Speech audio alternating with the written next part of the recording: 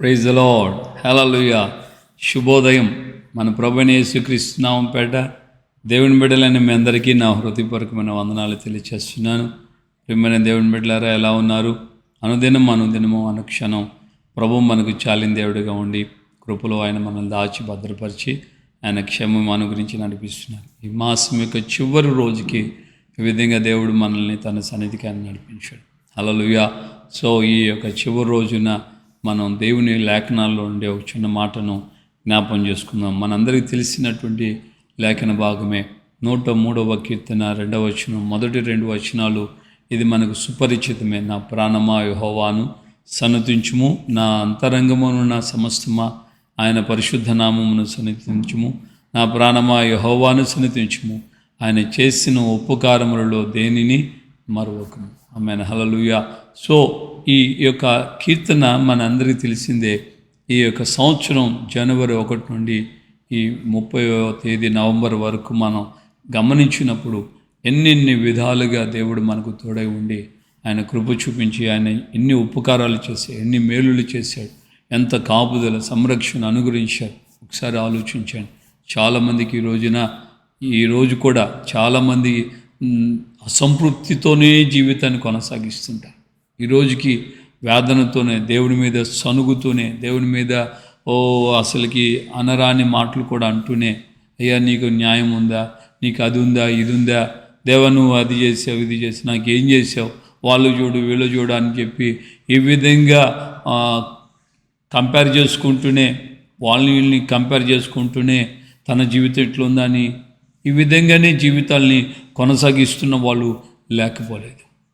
రోజున మనం గమనించాల్సినటువంటి మాట ఏంటంటే, మనం ఆరోగ్యంగా ఉదయాన్నే లేవటానికి మనకు దేవుడు కృపనిచ్చాడంటే ఎంతో ధన్యులం.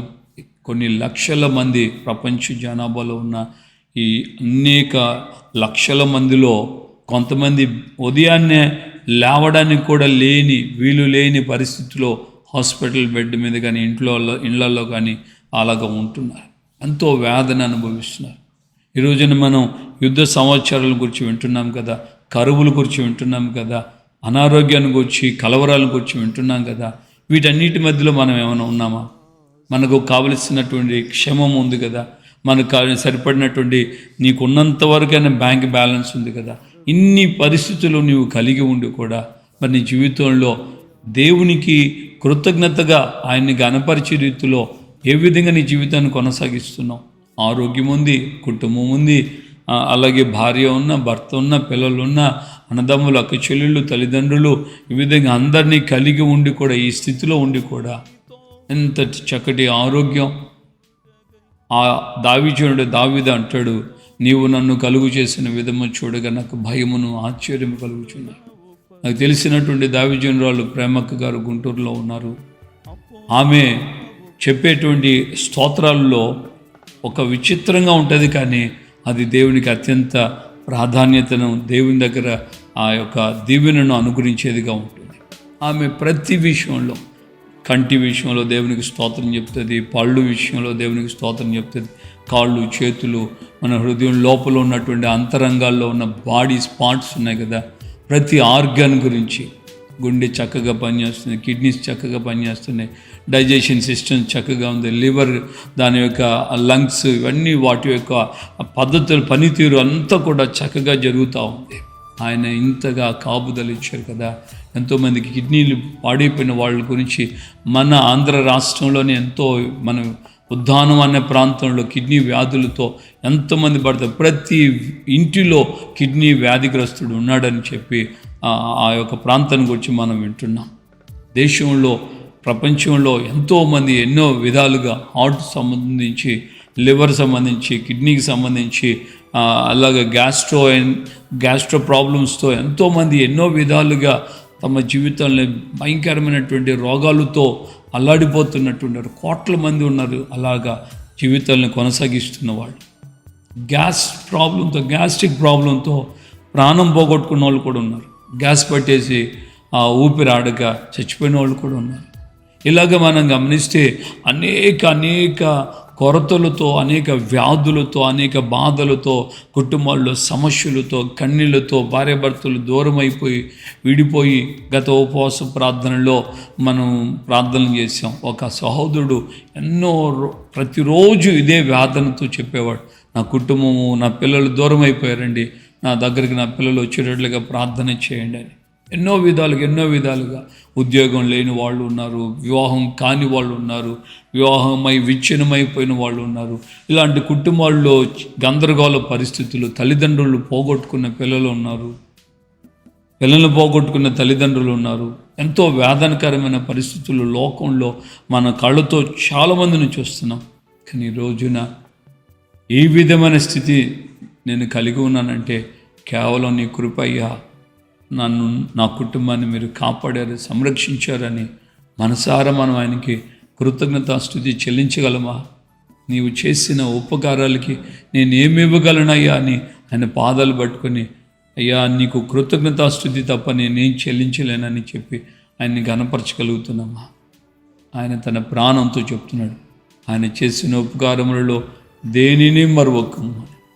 దేవుని బిడ్డ, సహోదరుడా, సహోదరి, దైవజనుడా, మన హృదయపూర్వకంగా ఎన్ని మేలు నాకు చేసావయ్యా, నీకే కృతజ్ఞతాస్తుతి చెల్లిస్తున్నానని ఆయనను ఘనపరచడం ప్రారంభిస్తే తప్పకుండా ప్రభు నీకు సహాయం చేసి మరింతగా ఉన్నతంగా అత్యధికముగా దేవుడు నిన్ను అంచెలంచెలుగా ఆస్వాదించి నడిపిస్తాడు.